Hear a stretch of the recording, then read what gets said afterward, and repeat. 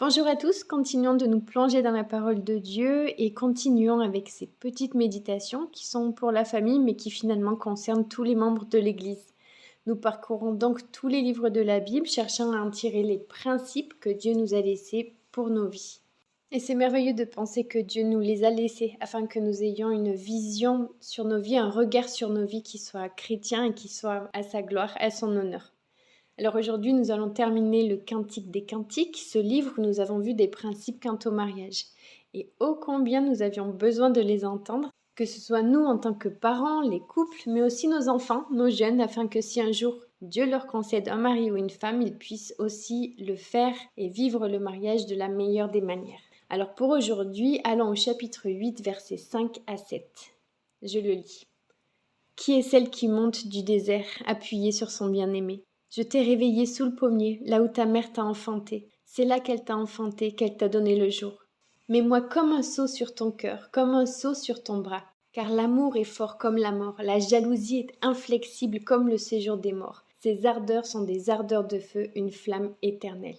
Et enfin, peut-être un des plus beaux et des plus connus versets de ce livre, les grandes eaux ne peuvent étreindre l'amour, et les fleuves ne le submergeraient pas. Quand un homme offrirait tous les biens de sa maison contre l'amour, il ne s'attirerait que le mépris. C'est un magnifique passage. Alors ici dans ce texte, on voit le fiancé qui demande à sa fiancée d'être unique et spéciale à ses yeux. Il lui demande de mettre un sceau, une marque sur son cœur, car ce qu'il a pour elle est un amour infini, un amour qui ne peut pas mourir, un amour qui ne peut s'éteindre, comme le dit le verset 7, un amour qui ne peut être submergé, qui ne peut être acheté. Tous ces mots expriment cet amour. Et vous pourriez me dire, c'est bien joli, mais ça ne reflète pas le quotidien et la réalité du mariage. Eh bien, c'est là qu'il faut lever les yeux et comprendre l'image ultime que ça représente. Et ici, on parle de l'œuvre de Dieu et de cet amour infini entre Christ et l'Église. Dieu a fait une œuvre parfaite par laquelle il sauve des pécheurs et il a mis Christ comme seul et suffisant sauveur. Il y a cette relation spéciale entre Christ et son Église. Et on peut voir le sceau sur le cœur de la fiancée comme le sceau de l'esprit que nous avons en Jésus. Nous avons été scellés. Vous pouvez le lire dans Éphésiens 1, verset 13. Quand nous pensons en un amour qui ne peut disparaître, on pense à un amour éternel et on ne peut que penser à Christ qui nous sauve éternellement. Quand on pense à ces grandes eaux qui ne peuvent éteindre l'amour, nous ne pouvons que penser à l'amour de Christ, car rien ni personne ne peut nous séparer de son amour et de sa grâce. C'est un amour qui est réel, un amour qui est véritable. Et nous le connaissons parce que nous avons les regards sur Christ et nous avons cette certitude que c'est un amour qui ne changera jamais, qui ne s'arrêtera jamais. Et maintenant qu'on a compris ça, on peut se demander ce que cette union fait dans le Cantique des Cantiques, parce que c'est un amour humain, on pourrait dire. Il parle de l'amour d'un fiancé pour sa fiancée. Eh bien, en fait, les Écritures elles-mêmes font cette analogie. Nous avons ce comparatif du mariage entre Christ et son Église. Et nous sommes l'épouse, nous sommes la fiancée, parce que nous sommes l'Église. Et c'est ce mariage-là que nous pouvons voir ici. Alors bien que nous n'ayons pas cette capacité d'aimer éternellement comme Christ nous a aimés, ni de nous sacrifier comme il l'a fait pour nous, la réalité c'est que nous devons viser des mariages qui durent et qui ont ce sens du sacrifice pour l'autre. On voit bien que des couples se séparent, mais ce n'est pas la voie que Dieu demande, car il veut que nous demeurions ensemble jusqu'à ce que la mort nous sépare. Et nous devons nous y efforcer, bien que nous n'ayons pas la même force. En Christ, nous pouvons avoir ce même idéal, et l'idéal, c'est ce mariage qui dure. Et ce sont des paroles qui réconfortent en réalité autant le fiancé que la fiancée, parce que c'est cet amour que ni les grandes eaux ne peuvent éteindre.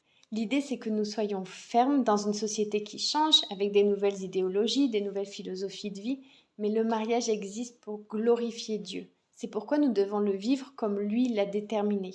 On entend de plus en plus souvent que les couples ont besoin de revivre ces émotions qui étaient là dans les premiers temps, les premiers rendez-vous.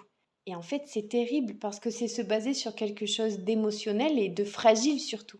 C'est étrange que des conseillers matrimoniaux puissent avoir de tels conseils, alors qu'au début des relations, cette période lors de la rencontre est moins instable. Ce n'est pas comparable à une relation après le mariage, après cette union, où le couple a traversé des défis, des douleurs, des adversités, des tristesses, des difficultés physiques, des enfants malades, et qui ont surmonté ensemble toutes ces choses. Cet amour est un amour bien plus profond, il va au-delà, et nous l'avions déjà vu, de la beauté physique, de l'attirance physique, et tant mieux, parce que nous allons tous vieillir. Mais l'attirance est une attirance plus profonde, car il ne s'agit plus d'avoir la peau douce ou une figure élancée, mais il s'agit d'une réelle affection pour l'autre, dans laquelle on se souvient de tout ce qu'on a traversé ensemble, dans cette union sacrée jusque dans la vieillesse. Alors les cheveux blancs, les kilos autour de la ceinture, les rides et toutes ces choses font partie du mariage et du fait de vieillir côte à côte. Et rendez-vous compte que si nous le regardons dans la perspective du Seigneur, cet amour ne connaîtra pas de fin. Il nous donne aussi un bel exemple. Alors les jeunes qui écoutent, rappelez-vous, le mariage, ce n'est pas ce que vous pouvez voir sur les réseaux sociaux ou les films d'Hollywood, où tout est superficiel et où le mariage est devenu insignifiant. Le mariage est une grâce de Dieu, une force et un bien pour le chrétien, dans lequel il a l'opportunité de s'efforcer à faire des choses bien, à aimer profondément et aussi à chercher à faire au mieux chaque jour jusque dans la vieillesse. C'est pourquoi les grandes eaux ne peuvent pas éteindre l'amour, et nous pouvons le comprendre dans le sens où même les difficultés, les peines, les circonstances, nous persévérons dans le mariage, et c'est véritablement un bien qui vient de Dieu. Prions ensemble et rendons grâce pour ce merveilleux livre de Cantiques des Cantiques et ses enseignements. Seigneur, merci car ta parole est bonne. Tu nous enseignes et nous guides par elle, et nous pouvons voir combien le mariage est honorable, et c'est que tu nous donnes comme principe pour le fortifier jour après jour. Aide-nous à toujours avoir la bonne perspective sur cette union. Au nom du Seigneur Jésus. Amen.